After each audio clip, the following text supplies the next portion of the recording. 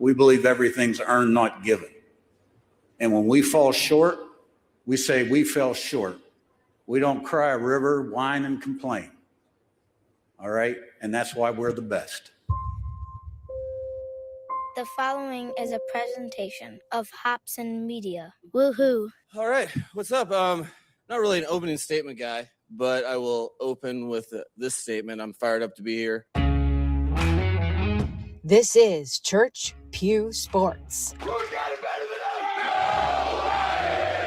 where we connect sports to life and faith. Could you repeat that first part? Take a knee. Absolutely glorious. Lend an ear. I believe it's going to be for the best. Then get ready to laugh, listen, and learn. How about you announce that you're getting better? No matter your team, your favorite sport. Bowling. Bowling's insane. Bowling is crazy time. We cover it all here on Church Pew Sports. And we want to pump you up. Gentlemen, start your engines, brothers. Indeed, it has been a while since we have given the command to start your engines, brothers, and we're glad to have you back with us as it's the end of July, beginning of August, and schedules have been summary, to say the very least. Welcome to Church Pew Sports, where we connect sports to faith and life. Bill Hobson here, along with Pastor Paul Miller, along with David Collins, along with our special guest, baseball insider Scott Holmgren. And Paul, I don't know if summer's halfway through. I need a little more time. It's been flying by, and you guys are doing nothing but going to concerts and ball games and hanging out in fun youth events. And so give us a little summer summary in the life of Paul Miller. Yeah, Bill, it's been a crazy last 2-3 weeks for me. We did the EFCA, we did our challenge conference in Kansas City, about 4,000 students and leaders for a week of digging in to the Psalms together and learning about Jesus. And then, of course, the perfect thing to do after I did 25,000 steps a day for 7 straight days and felt my age was to get on a plane and go to Chicago to hang out with some high school buddies and go to see Rush. And I think it was Monday night in the United Center downtown. It was an absolute blast. And we were all sitting around. It was funny. We were all sitting around, me and my 4 friends that I went with, we were all sitting around thinking, wonder if we know anyone that's here. We're all like, nah, nobody we know is here. And then all of a sudden, I found out I was wrong. Like after the fact, I found out that I was wrong because Scott Holmgren was there with your own tribe, bro. And we both enjoyed an amazing show. For anyone over 50 years of age, it doesn't get any better than Rush. You said it. Scott, you concur? Oh, for sure, without a doubt. The privilege was I got to go with my oldest son, and he never seen them before. So kind of father-son thing. We loved it, every minute of it. What a show. David, the Summer of David. Let's summarize the Cliff Notes version. Yeah, I mean, watching a lot of sports, hanging out with friends. I went to my nephew Finn's baseball game last night. I've been helping coach him up and just getting involved with family and eating a lot of good food and enjoying the weather. I just got a grill, so I've been dominating the grill. Little cedar plank salmon action going on. I got a burger creation I'm coming up with. So we're in the zone. We're in the pocket. We're in the summer pocket right now. There you go. Finn go 4 for 5, 3 RBIs. No, the other team seemed to be a little bit better than his team last night. But the week before, he did score the game-winning run. So I got good video of that. There you go. He went first all the way around the bases. He was on first. Ball got by a guy. Poor play in the outfield by that 9-year-old. Just, I mean, awful. Like, you've got to approach the ball. You got to break down, bend the knees, whatever. It got by him, and he ended up scoring from first base. Just embarrassing. Okay, so we gotta ask, bro. What kind of fan are you at 9-year-old baseball games? Are you loud? Are you reserved? Are you slow burn until you blow up at the umpires? What are you? I'm just there to hang, man. It's all about vibes. Like, I just chill, and if I hang with Finn, and if Finn's chilling, I'm chilling, whatever. If Finn gets mad, I'll get mad. But I mean, he ain't getting mad. He doesn't know what's going on. So we're all happy out there. Finn's 9, 10? Man, I'm going to be a bad uncle here. I don't know. I think he's 11 or 12 or something like that. So you have not yet been ejected, is what you're saying, as a fan. I would never. I mean, I'm not. Come on. I like sports. I'm not that guy. Well, I'm just going to flash back in time. I was playing then. I was an athlete in the game. That's different. Drawing That's back very on my different. If you're in the game, you have to bring an intensity.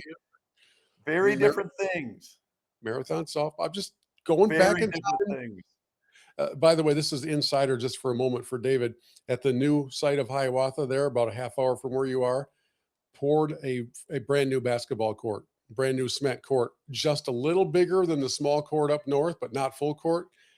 Glass backboards, dude. Yeah. Okay. So that's just for me and David. Sorry, we got distracted a little bit. So our theme today is this we haven't talked much. Our last episode was like 3 weeks ago, and we did tell everybody it was kind of going to be that way because of what schedules are like. And we may go a little longer here just to kind of make up for some of that. So I hope you'll all stick with us. But our theme is the Summer of Holy Discontent. There's been so much stuff happening in the news, in the sports news, that it gets all bottled up. Our text threads are epic because normally we would just channel all of these things into a weekly podcast. And now here they've been boiling over for the better part of a month. And, and there's stuff in my world, there's stuff in Paul's and Scott's and David's world that have been kind of top of mind. Like, man, somebody has got to at least hear me out as we get through all this. So Paul, where do you want to start? Man, I kind of think we got to start with LeBron James going to Philly to join Joel Embiid and Tyrese Maxey and Jaylen Brown. I think we all know why he went to Philly. In fact, yeah, because he still has a lot to give and he still loves the game, and it has nothing about ring chasing. It's nothing about trying to prove that he's the GOAT or any of that stuff. I have loved some of the reactions. I think we have a few of them that we would love to listen to and react to. So I'll let you tee those up, Bill. But I think that's, as much as I hate to say it, that's one of the biggest headlines of the summer. Yeah, and I think, there have been comments made from all different perspectives. Most often in NBA circles, when conversations turn to seismic news and people turn to Barkley, and here's Charles Barkley talking about this move by LeBron. If he wins back-to-back championship to walk away this thing at 44-45, I'll say something I ain't never said before. This dude, I think I just saw the greatest basketball player ever. I would probably have to. What you said about Michael Jordan, you would give LeBron James, if the 76ers win back-to-back titles, you'd give LeBron James the title of GOAT? I probably would. And as that soundbite's playing, for those of you who are watching, and by the way, we are live streaming the video as we talk on Facebook and YouTube. But for those of you who eventually maybe go back to watch it, Paul and Scott just started shaking their heads as soon as that talk of GOAT was mentioned. So, Scott, I'll let you take it first. Would you be willing to put the crown on the head of the king if he somehow pulled off a back-to-backer in Philly? No, not even close. We're just, this is silly talk at this point. Is he still playing basketball, LeBron James? Like, is that still a thing? Like, I number one, I don't follow the NBA because I really don't watch it. I really don't care about it. But still, his relevance in my mind has been ego. And so I hear this headline. I'm like, really? Is he still playing? It doesn't even show up on my radar, and that's ludicrous. That's absolutely ludicrous to think that he would be the GOAT. Paul? Yeah, I agree. I kind of agree because LeBron on the Sixers, he's what, option number 4 on offense? He's going to be, I don't know, man. He's going to be the point guard. He's going to be the point guard. He's going to have control of the ball almost every possession. And we don't want to talk actual basketball, but I'm just saying that's the reality. Yeah, he's going to be riding coattails. I just don't. I think Philly would have been a contender without him. When they picked up Jaylen Brown, I was like, oh, okay. So I just don't see how he's a major contributor. I think it's a bit of a moot point because I don't really think they're going to get past the Knicks or the Pistons.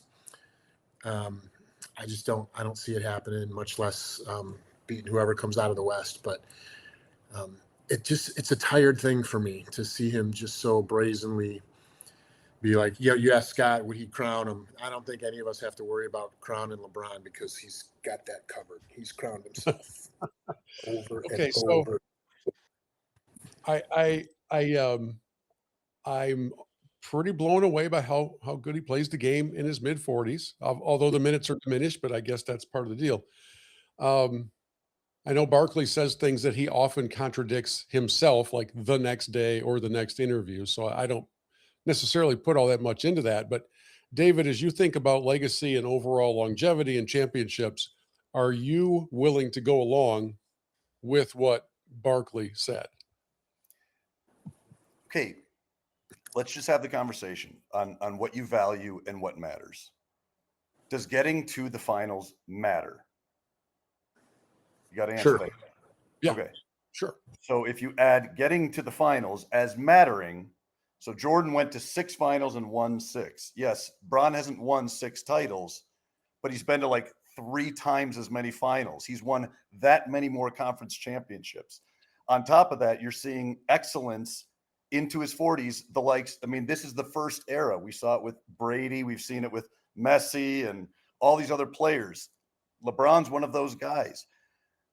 Every other sport, like we talk about scoring is what matters and all these things. Like, well, who has the most points? LeBron. Well, who has the most, like he's up there with, he has most assists, or he's up there with assist ratio. Like,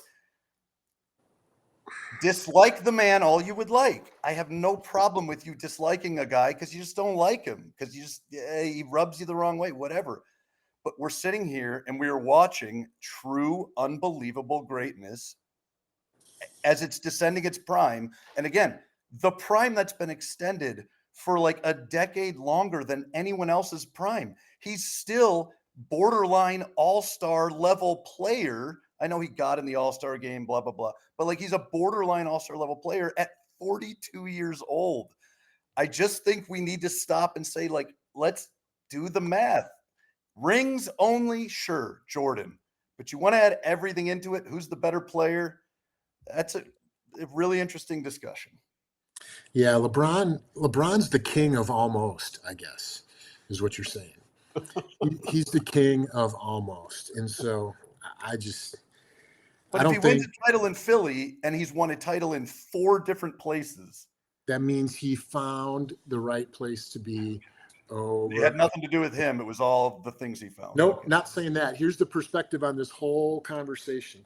Just because I would say LeBron's not the GOAT doesn't mean that I say he sucks. I think he's top 3 all time. That's not nothing, right? And so there's that. I think it's amazing. And I actually do think it's pretty spectacular that he's been able to elongate his career as much as he has and continue to have sustained excellence like that. I think all of that's great, but my definition of the GOAT is not you played the longest. My definition is you were the best. And so, Paul, you continue your firm foundation in your rankings of 1 Lambeer, 2 Jordan, 3 LeBron. Yeah, Isaiah. Don't forget Isaiah. He's in there.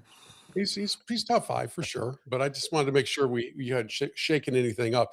Okay, again, so I just want to clarify. So you just want to care about who's the best. So in that regard, we'll just not look at all of the statistics and we'll just look at the titles. Is what you're saying? Nope, that's not what I said. That's essentially exactly what you just said. Because the best player has the best points and best assists and best rebounds. But no, your things.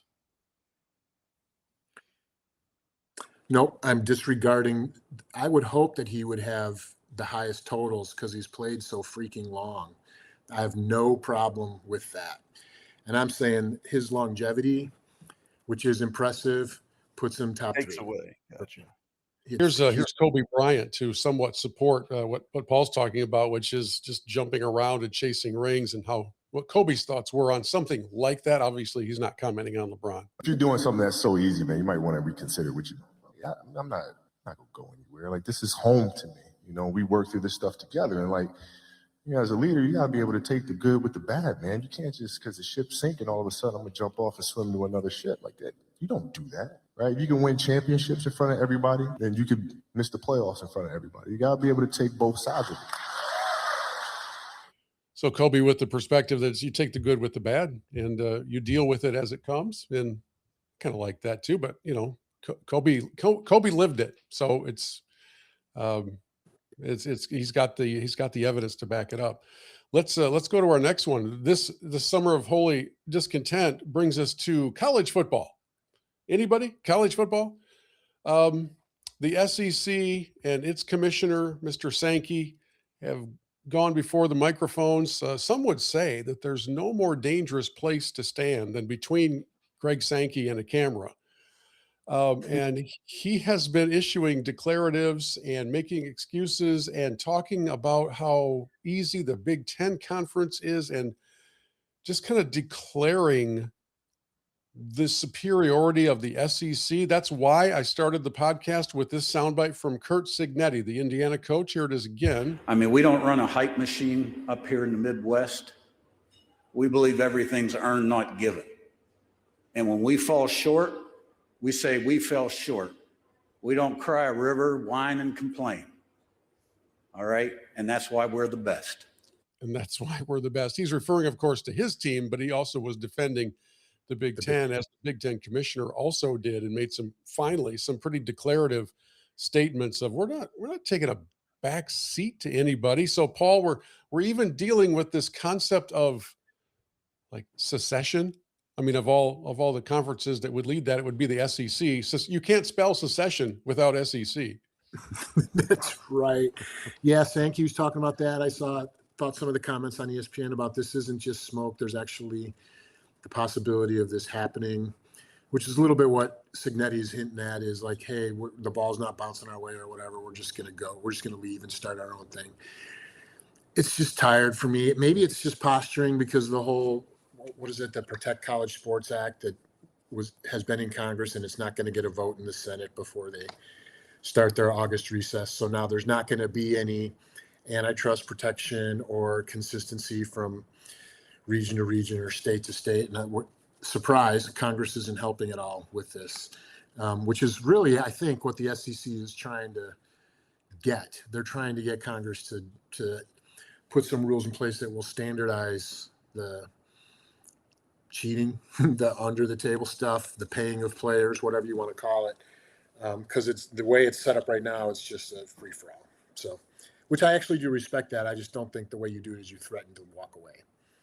Well, okay. So on this podcast, if I had time to do it, I could have, I guess, gone back and done an exhaustive search. It might have been back in our first season when I said at some point we're going to see the SEC and the Big Ten just break away from this mess and do their own thing. So is what Sankey is saying different than that prediction? Because I don't know. And Scott, you're welcome to jump in on this. It sounds like at least the beginning stages, you go crawl, walk, run. It sounds like that conversation is in crawl stage at the very least. And I don't know if leaving the NCAA is as bad a thing as the headlines made it look to be. I don't know. Scott, what's your perspective on that? Yeah, again, I'm not the strongest college football fan, but having lived in SEC land for 17 years, I have to appreciate the passion that its fan base has teams for their conference, rivaled only by the passion of fans in the Big Ten, to be quite honest. So what you said earlier, and I was aware of that early on, saying, hey, at one of these days, these two conferences are just going to part and create the battle, clash of the Titans, basically. I don't think that's such a bad thing. I mean, it really is the best. The teams that consistently win. And it's kind of like, well, let them all play one another. And, I've had my own thoughts on restructuring college football to like conferences with relegation, and let's let the best teams be just playing the best teams or not. So it doesn't bother me in terms of where that goes with it, but in terms of the current politics or the way they're trying to manage that, I don't know if I have enough information to comment on all that. But man, people in the SEC love college football. They live it, they love it, they breathe it. Yeah. Yeah, they're a little bit crazy, to say the very least. David, do you think it's all smoke and mirrors? You think they're bluffing? I mean, the weird thing is, I don't understand. If anyone has any issues with the NCAA, I don't know why you don't just immediately appeal, because they've never won when someone appeals. So I don't even know. It's so weird. There was a Tennessee linebacker, I think, that just got suspended 2 games for taking a flight that his agent bought the tickets for. Like, that's still happening? Like what is? I thought that was like, I thought that ship had, or that flight had flown. Like I didn't know, like, what. So it's all so weird to me, like all these lawsuits and everything going on with the Big Ten and the SEC. I think eventually they'll break away. There's no reason for these people to keep giving deference to an organization that has done legitimately nothing in recent memory that has substantially helped any of the schools in any way. All it's done is caused issues. So, I mean, I think it will happen. Issue is going to be, there's a lot of schools that still need to be divvied up, the Miamis of the world, the Notre Dames of the world. So yeah, we'll see what happens. It's fun times. Everybody's favorite commentator, Paul Feinbaum, weighed in on some of the SEC's inferiority complex issues. The SEC has lost this verbal battle just like they lost the battle on the football field. I don't need to regurgitate the stats. You laid them out. He laid them out. But he did it so effectively, so succinctly, and with such force because he has the goods, he has the receipts to back it up. And as someone who, as you well know, and some of the audience can attest to, I have waved this flag for the SEC for a long time. You have to put that flag down at some point and just let the field do the talking, because all of the back and forth, whether it's the commissioner, whether it's Nick Saban last week saying the SEC is still the best, just makes the SEC look ridiculous. And it shouldn't look ridiculous. It's a great football conference, but it hasn't won the title.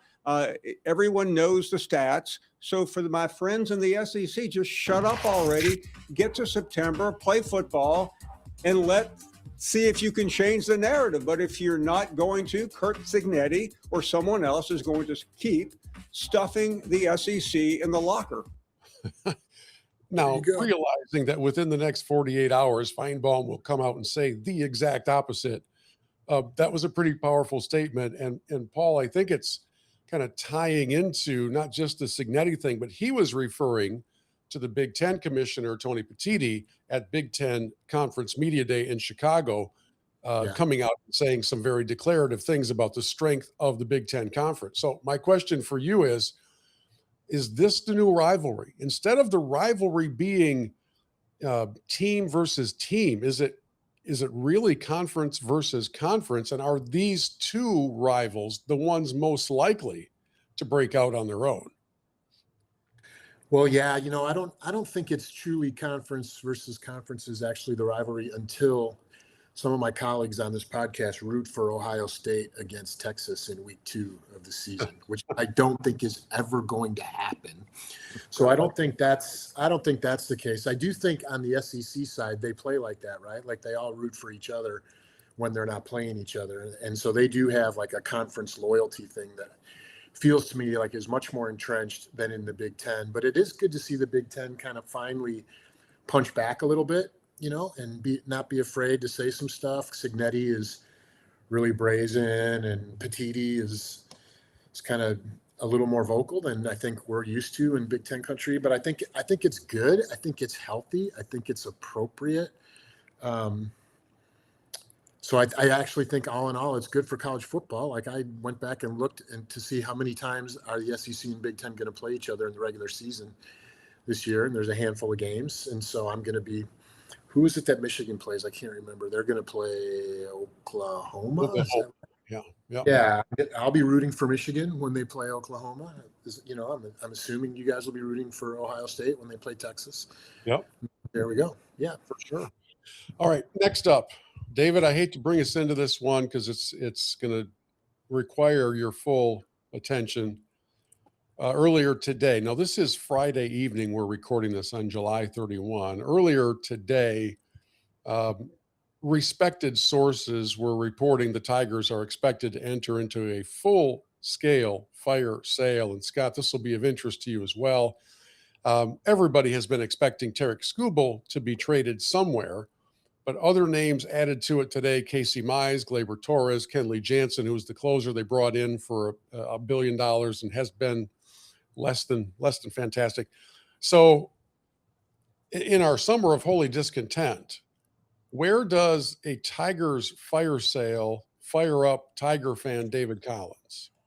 Yeah, well, you're going to have to forgive me, and I apologize for anybody watching this. If it seems like I'm distracted, it's a rolling stream of texts about the MLB trade deadline. The price tag on pitching superstar Tarik Skubal described as enormous by multiple interested execs. About 70 hours to go, so there's still time. That one just came out. It's just all my friends were just blowing up like everything about the trade deadline. Look, the reality is I don't believe.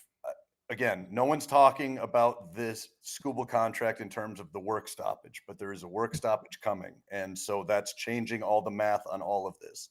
So do I think the Tigers would have been able to keep him anyways? No. Do I think that this is a reason why he didn't sign an extension? Absolutely. They want to see where the money lies. He's got a very smart agent, as much as I dislike him, and Scott Boras, who knows how to put him in the best position. I think he was always going to wind up with a big market team, the Dodgers most likely. That's the betting favorite. It makes me sad. If we keep him, I would love it. If we trade him, I would love it. I'm in a position right now where whatever ends up happening, I'm actually pretty okay with it. I think the starting rotation has not been our problem all season. So losing our best starter, I think we can make up for that with guys like Troy Melton's emergence, et cetera, Cater Montero, all that. And we need a lot of help, and he can get us bullpen help and some other things. So I'm at a position where if we ride with him to the end of the season, I will be all in for Skubal. If we trade him and we bring something in, I'm okay with that too. I'm kind of reserved, but again, like I said, my focus is kind of all over because Max Clark's about to start his first Major League Baseball game too when Bill decides to do this podcast, because he never picks good times to do it. So anyways, there's just a lot going on. But yeah, that's kind of how I feel about the Skubal thing. The first pitch isn't until like 10 o'clock Eastern time. We've still got 9:31. That thing's coming off at 9:40. And if I miss Max Clark getting to that bat, man, he's not batting until 6. So it might not be the second inning, and then you're all right. You're only getting to see Max Clark because the team has tanked and they're deciding to bring everybody up. Scott, they're 3.5 out of a wild card. I mean, this team could go on a run. After blowing a 7-0 lead 100%. 2 days. That's 2024. They had 1% chance to make the postseason in 2024, and they made the postseason. They can do that again. They absolutely can. Hey, folks, seriously, I pray that all of you have somebody in your life that loves you as much as David loves these Detroit Tigers, because that would be an everlasting, unbreakable bond. Scott, you study this stuff. We know Skubal is the headline when it comes to trade deadline talks, but there's so much more talk around the league about other players. In your world, what should baseball fans be gearing up for in the next 48 hours? Yeah, actually, before I answer, I do have one question for David. Did anything change over the couple weeks? Tiger riding high, and suddenly, does that have an effect? I will say, honestly, that 4-game series against the Royals, if you go 3-1, you're feeling good, and you take the 2 you should have taken from the Orioles, we're in a much different position. But I mean, this team since June 1st has already made up, I think, 5 or 6 games. If you give them another month or 2, they can make up another 3 or 4 games, and they're only 3.5 out of the wild card. Or 3.5 out of the division. I just don't see. I think the everyday lineup they would put out is good enough to win most games that they play. And so to me, they're still in it. Yeah. Yeah. No, I appreciate that. As a Cubs fan, there's a lot of parallels between our two teams going back to 21. What happened, right? There's a heartburn part there, right? That is palpable. But back to your original question, Bill, the trade deadline, and David mentioned it, it's as if the glowing red eye of Sauron looking over Middle Earth is this CBA expiring, right? Like everything that we're looking forward to has this looming blackness just ready to just pounce because the season has been so fantastic. The parody is so amazing, and as the sport has come back from COVID with a momentum, all the rule changes, all the players. I mean, it's just been so exciting, and it's just gut wrenching to think they're going to screw this thing up, right? And I'll get to that holy discontent later. But absolutely, everything that happens over the next 48 hours traditionally is with a mind on next year. It's all about next year. You do things now that will impact the rest of the season. For the great majority of teams, it's about next year, building, bringing new talent, trying to grow your strategic plan for over a year, your financial plan, right? And so the CBA unfortunately is having an effect on that. But Tarik Skubal, it's amazing that he's how often is it a two-time Cy Young Award where that's riding this high on the horse, right? He is in everybody's sights. And not only the Dodgers. Yes, I know the Dodgers are the odds-on favorites, but the Brewers could use him. The Cubs could use him. The Rays could use him. The Braves could use him. And if any of those teams really want to kind of stick it to the Dodgers, and the Tigers could use. But if any of those teams want to stick it to the Dodgers, bid that price up as high as you could go, right? And force the Dodgers to do that.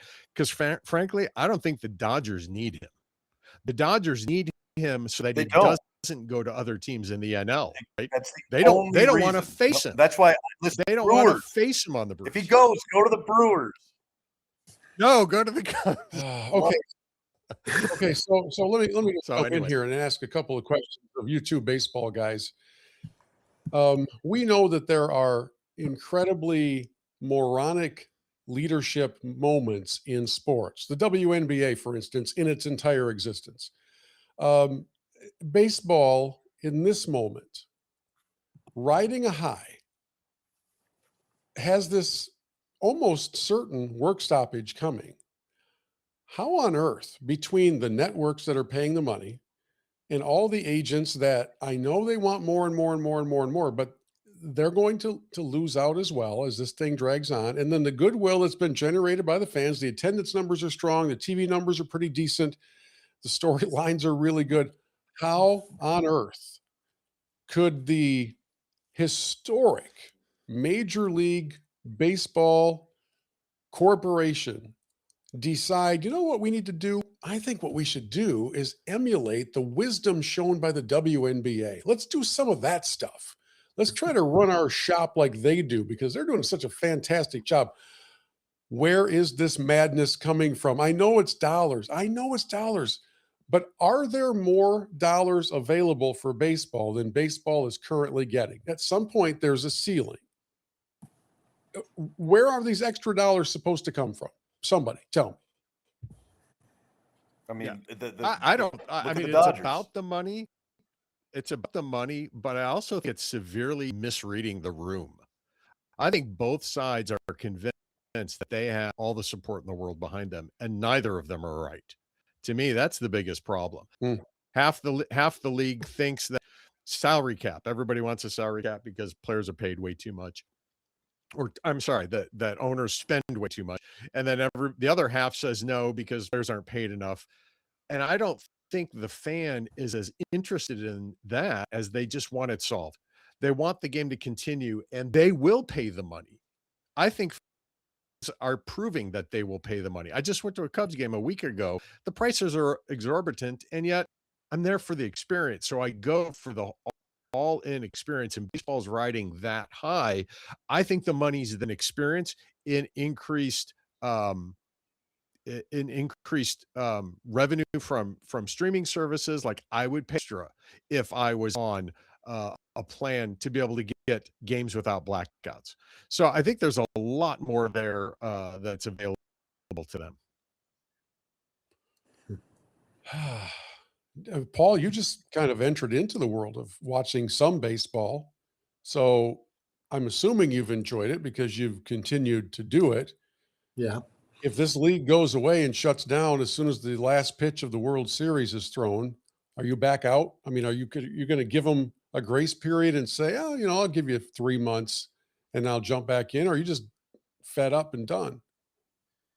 No, what would happen for a guy like me is I'm enjoying baseball season this year. I don't know what I don't know what is going to happen. I'm an uninformed young baseball fan, right? But if there's a work stoppage, I'm just going to be back at square one in my fandom when it's over, because it'll be out of sight, out of mind for me, right? And I'll just move on to watching other things. I won't be watching the WNBA. Maybe I'll be watching like the TBT or some of the other things that are going on in the summer. I don't know. But that's what'll happen. It'll just become irrelevant to me. And then when they get it solved and they're back playing, it'll be like, oh, okay, they're back, and I'll have to do it all over again. So, looking ahead to next summer, if baseball is indeed shut down, I'm looking at David becoming the full-time personal coach for his nephew, Finn. Yeah. And also realizing that without World Cup and without really anything else, we are left with nothing but golf and the WNBA.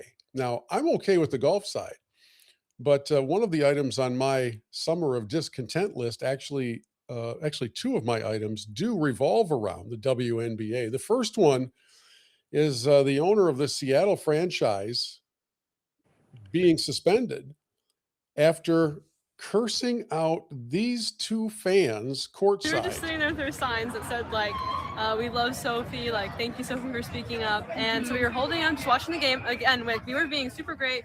We hadn't said anything to anyone else. We were being super respectful. We were just holding our signs and cheering for both teams. And this older lady comes up to us, and at first I think she's going to be nice. And she asked, like, what are you guys doing? Something like that. And then it was like, Jesus loves everyone. That's what she told us. And I was like, oh, I know. Like, I'm really just like, I know. Like, I know. Nice. Yeah. And she's like, oh, I hope Jesus can forgive you for what sin you've done. And like something like that. And then she told us that we were effing insane. And that I've never been yelled at like that. I mean, I've had people hate on me on the internet, but like, it doesn't really affect me as much because it's just people online. But that just took me by surprise because I thought she was going to be nice. And she started like screaming at us. So to color in some of the details, Sophie Cunningham of the Indiana team was playing in Seattle. Sophie had recently gone on to social media to cite her support for women playing in women's sports and not allowing men in women's sports. And these 2 girls were sitting on the sidelines, and they had on T-shirts that supported that position, along with signs that said, "Go Sophie, go," or something like that. It was honestly, I mean, regardless of what side of the issue somebody may take, they were completely innocent, except they had those shirts on. And they supported Sophie, who had become, especially in Seattle, a bit of a pariah for taking this position that I think 98% of America takes. And so the co-owner, and I don't have her name in front of me, she came over and started to scream and curse at these girls. They kicked them out of the game. The owner had to be pulled away from these 2 girls who, from all the video that we've seen, they were kind of just sitting there shell-shocked. And then that owner got fined and suspended for her behavior. And it just makes, again, this league, man, this league is truly special because of that. And incident number 2, as the WNBA has now entered into its own world of gambling scandals. The league itself posted a video of Angel Reese and Paige Beckers wagering $400 on which of their teams would win. And they were doing it like in their locker rooms. And then the league deleted it after realizing that violated their own league rules. And they threatened to suspend the 2 players if they went through with it. You really can't make this stuff up. And just remember, if baseball goes on lockout, that's essentially the only sport you got rolling next summer. And I still don't think it's going to attract any attention. But anybody here on the podcast interested in just becoming the commissioner of the league and maybe cleaning up a few things? David? The commissioner of Which baseball league? Or Which the WNBA? Oh, I mean, I'm not qualified to do that in either of those, so I guess not. All right, Paul, go ahead. Take it to us Michigan men, and then we're going to go to your friend's audio message. But I know Paul's got some Michigan talk for us. Really, I just have some Michigan questions for my Michigan friends, Michigan fan friends. There's all this noise all summer about the investigation that they paid $12 million for, that was going to like reveal all the corruption and stuff going on in the athletic department at the University of Michigan. And then when the dust settles, there's no report. There's all these accusations of them avoiding the real issues and everything else. And then Ward Manuel gets a buyout where they're like at the end of the season or whatever, or end of 27 or what, I don't even know what it is, at the end of this year, I think he's going to retire. And he's getting a $7 million, like they're buying out the remaining 3 years of his contract. They're going to give him rights to play golf in the campus golf courses, and they're going to like pay for his parking, and they're going to give him free cheeseburgers at that bar in Ann Arbor that Jim Harbaugh used to go to all the time. I don't know all the things in the buyout offer, but it just makes the whole thing, it reopens the wound of something ain't right in Ann Arbor. And I haven't gone all the way down the rabbit hole to find out what's being said outside the echo chamber, because that's probably the most interesting part of it for me. But I'm just curious how you guys are feeling. Ward's gone, but he's like taking all the toys with him when he leaves. You guys have wanted him gone for a while. So I just want to give my Michigan fan friends a chance to like bleed it out a little bit, I guess. I don't know. David, you want to go first? I mean, I don't really know what to say. Like it doesn't affect me necessarily on a day-to-day basis outside of like what happens to the program. And then you look at what the football program seems to be in a good spot, and the basketball program, they kept pretty much everybody other than Kaysen. I mean, things seem to be in a good place. I agree with you. I think the underlying issue behind it was it always felt like there was something weird or dark or dirty behind the scenes. And I feel like a lot of that was the relationship with Ward Manuel and the boosters and the people that were protecting him. And there was something odd with that relationship. I'm telling you, think about an athletic director. You're an athletic director at a Power 5 school, let's say Oregon, in a national championship in football and a national championship in basketball within 3 years. And in both of those national championship winning seasons, the head coach leaves.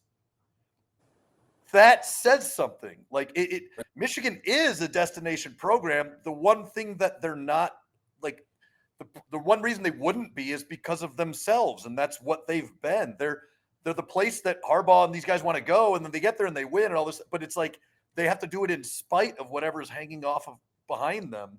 It feels like we've done something to kind of root some of that out. So hopefully this is a step in the right direction. But honestly, as long as the football and basketball teams are fun and good and relevant, I'm pretty happy. The golden parachute is a debacle. It's also the cost of doing business at that high level, and the same thing would happen at every program in order to prevent probably some sort of a breach of contract lawsuit or whatever, more of the same. I think the biggest blemish on the whole chapter of Ward is this $12 million investigation. And then the regents have a meeting off-site up in northern Michigan, and they do it in such a way that the meeting is not recorded. There's no, I don't know if there are minutes of it, but there's no recording of it. And they didn't allow for the publication or even the writing up of the $12 million report. All that came out of it was a summary finding of like 1 page or 2 pages that had some of the highlights in some of the most ambiguous terms one could ever think. I mean, it was very broad as to not name any particular anybody or do anything. And so, I mean, maybe 12 million isn't as much as it used to be. It seems to me like a fairly sizable price tag. And I think the Board of Regents blew it. I really do. If they knew they were going to show Ward the door, then they should have shown everybody the reason for the door being opened up. And they didn't do that. And so it raises more questions about all of it. And now everybody's like, well, what were they covering up? What were they afraid of everybody knowing?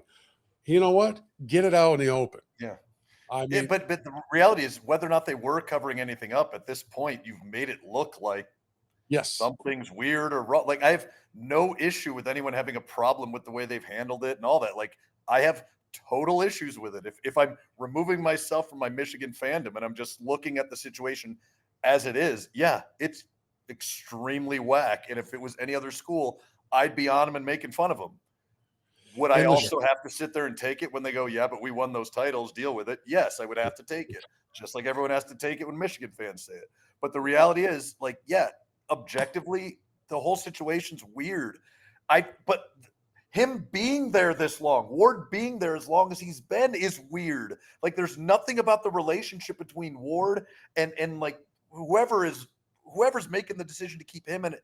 He's driven away the only baseball coach that's taken the team to the World Baseball Classic, like World Series, in decades. He's gotten rid of Hart. Like, all these coaches are like, something weird's going on. And I hope that he's the problem and that we fixed it. But I want John Beeline. Put him in as AD for right now. Even if it's just interim, he's the kind of class act you want in there to, like, just get rid of the stink off of whatever's in that program.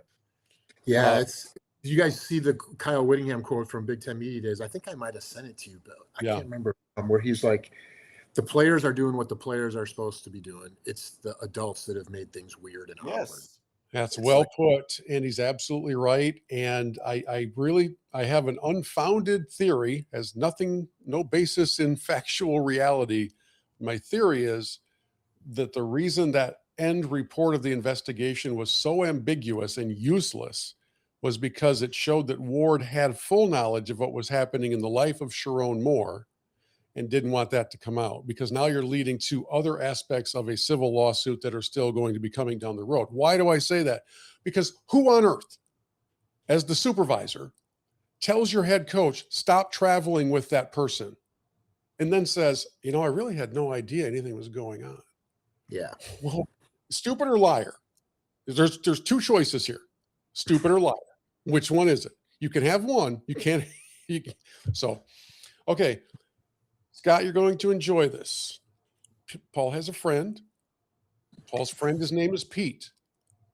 His name is Pete Swanson, and he's begun to listen to the podcast, and he's begun to share. So, Pete, hey, glad you're out there, man. Thank you so much. He shared the existence of the podcast with some other folks in his life. And he left a voicemail message for Paul, or he sent him a voice memo, which Paul then forwarded to me. And Paul has given me permission on behalf of Pete to play this, because it's his entry into a podcast episode we had a couple of weeks ago about the greatest sports villains. And it fits well into this Summer of Holy Discontent conversation. And David, you're going to love this. Oh, Pete. Now I edited it up a little bit because he did a little bit of rambling in there about some other stuff that didn't really fit into this. But here's Pete's contribution to our conversation. I thought of your podcast, so I told him about it. And I couldn't tell if he was excited or not, but he took it down. 2 days later, his daughter texts me and she goes, "Hey, my dad can't stop talking about your friend's podcast. You forgot to bring up Isaiah Thomas. Here's what pissed me." And I would come on your show and talk about my beef. Isaiah, I don't think you brought up, they walked off the court before shaking Michael's hand. That is the biggest villainy in the history of all sports of all time, including Tanya Harding, and I don't care about them and all that. Pete, I cannot wait to have you on this podcast. But in the meantime, as David takes his hand to the bridge of his nose, trying to compose himself, I do the same thing mentally.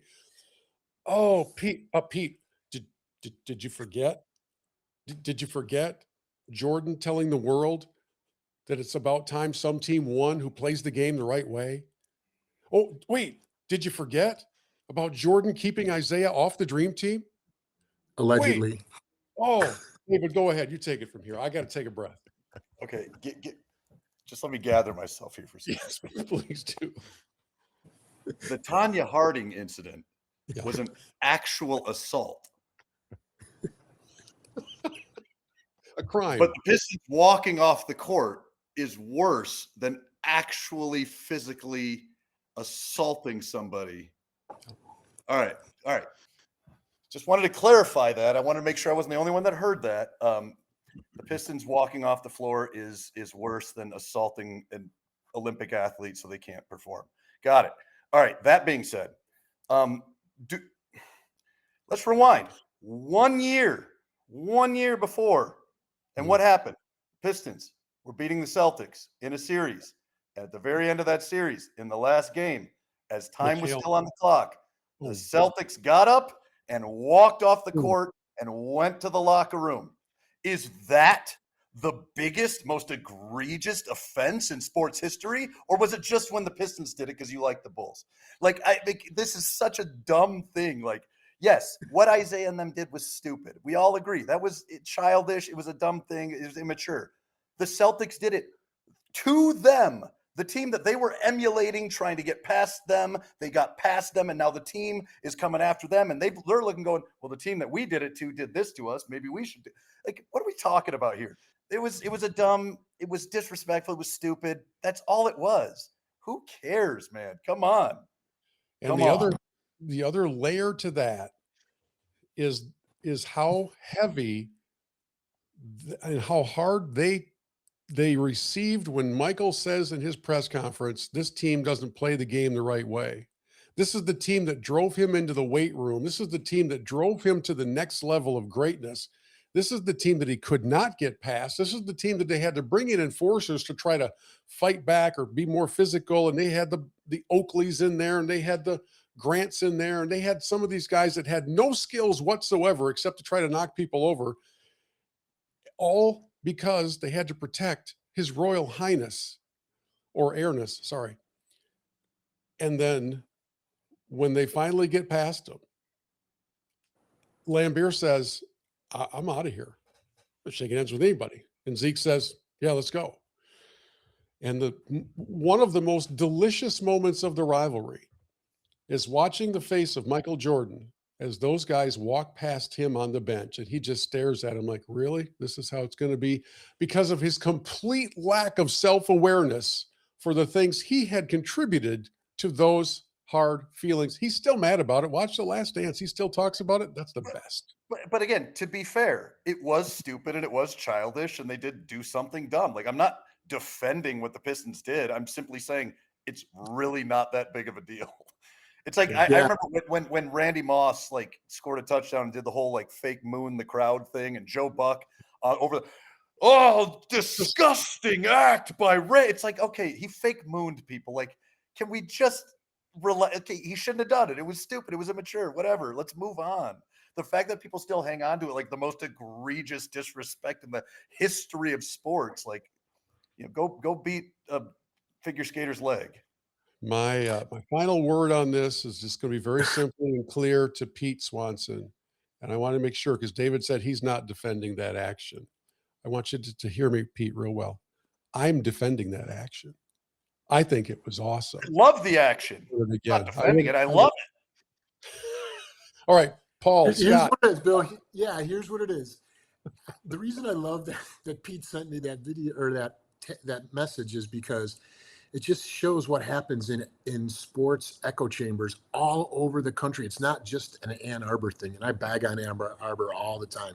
It's everywhere. If there's a perceived slight against your team, it becomes the biggest, most villainous thing ever to happen all time, and that's what makes sports fun.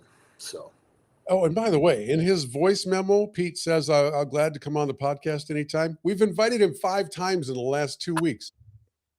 Let's go, Pete. Oh, did Pete just walk by us on the bench? Did he just? Yeah, I don't know. Scott, go ahead. No, I agree with Paul, man. Passion. And that's what it's all about.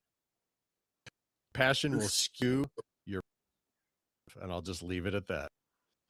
Yeah, that's very true. Okay, so the whole episode has been a summer of holy discontent, But now we're going to go into the segment that's actually Holy Discontent, and it'll be little shorter hits for everybody. Here we go.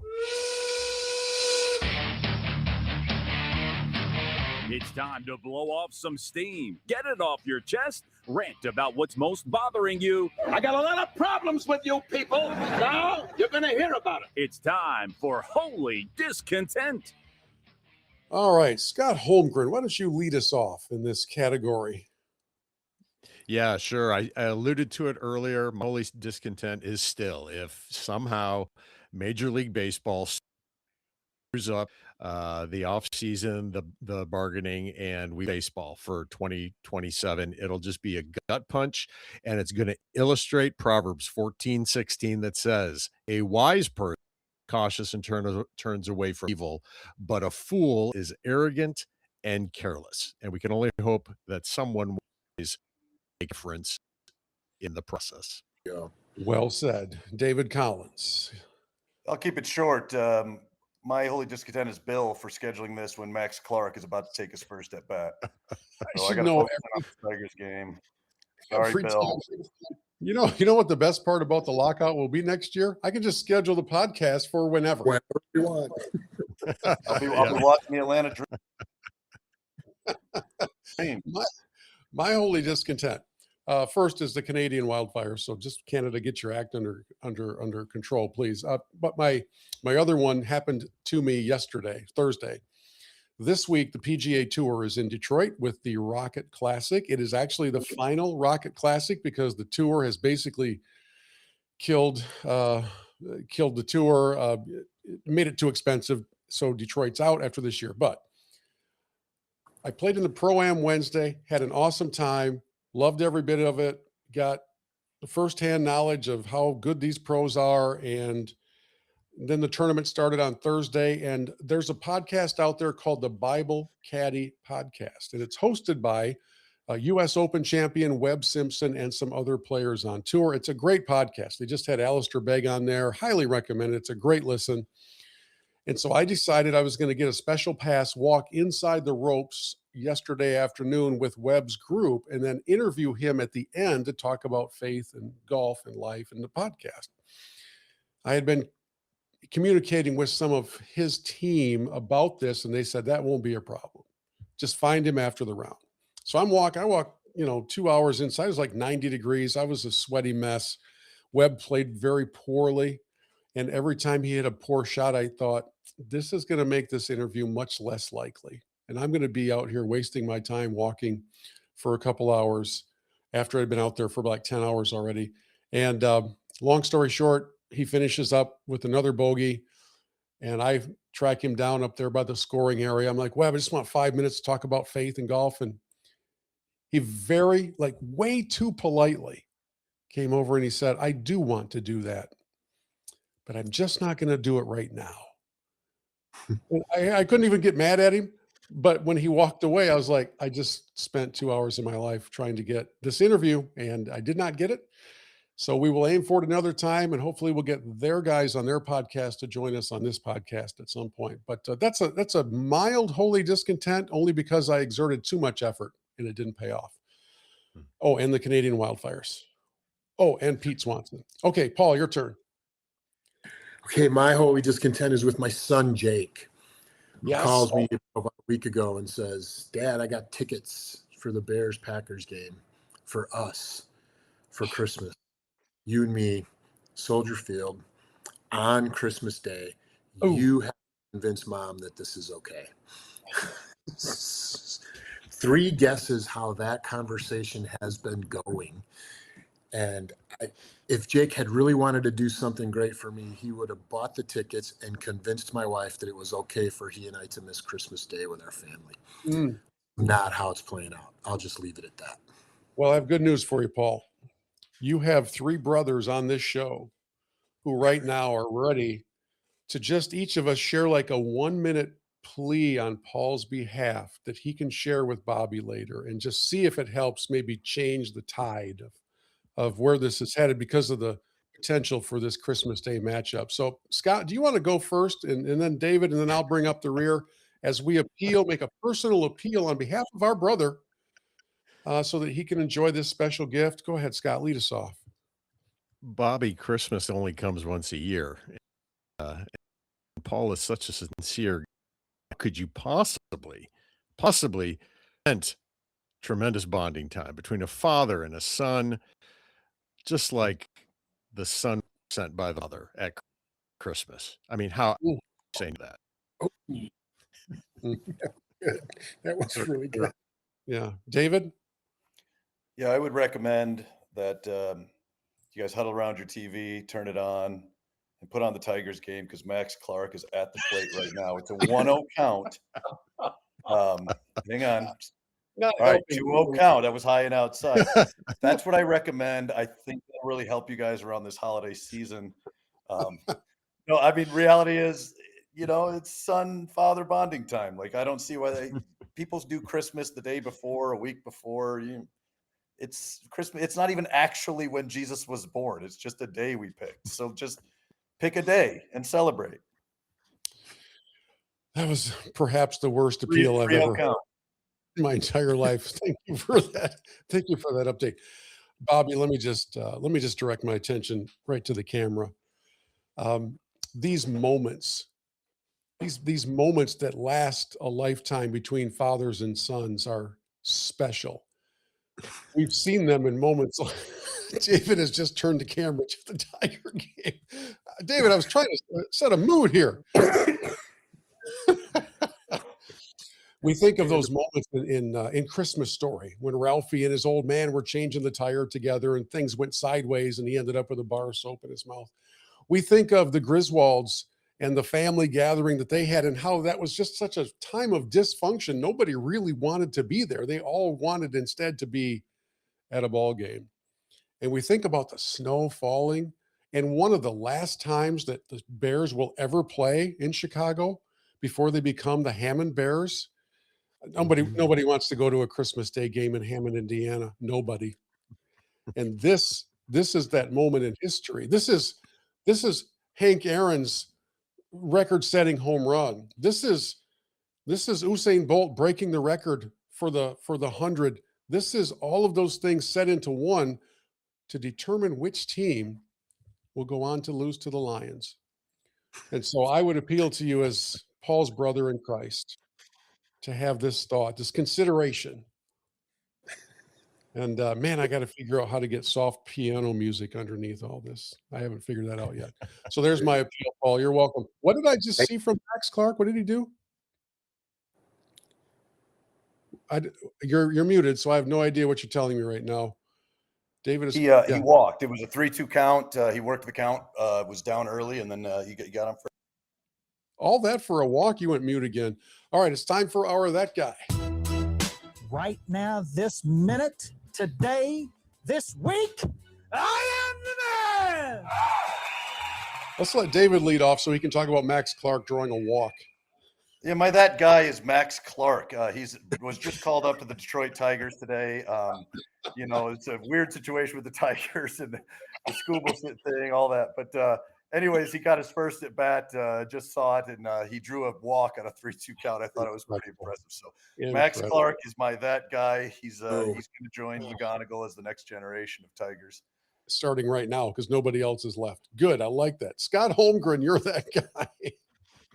Yeah, I'll have to go with Cubs color commentator Jim DeShays on the network because yesterday he made a Civil War reference during the broadcast. And shout out to my guy Jim DeShays. Oh man, look at you! For those of you who don't know, Scott Holmgren hosts a very popular Civil War podcast. The name of it again is.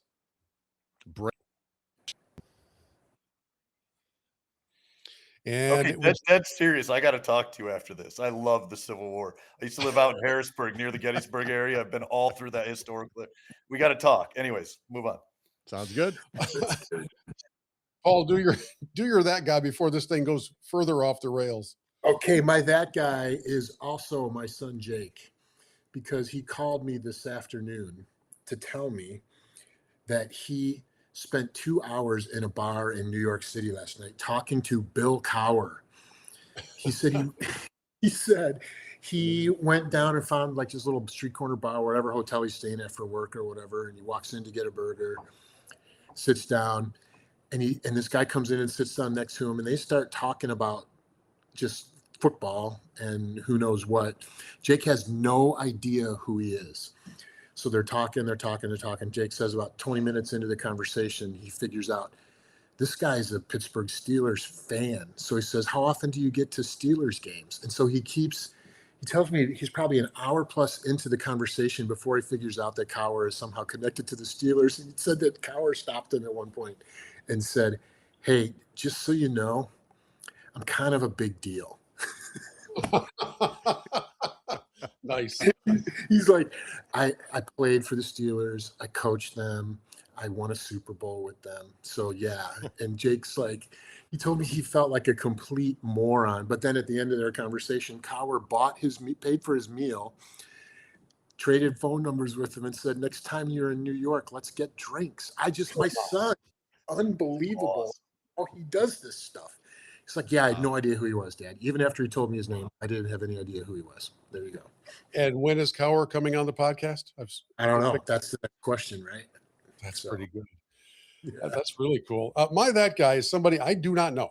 It happened earlier today, like this afternoon.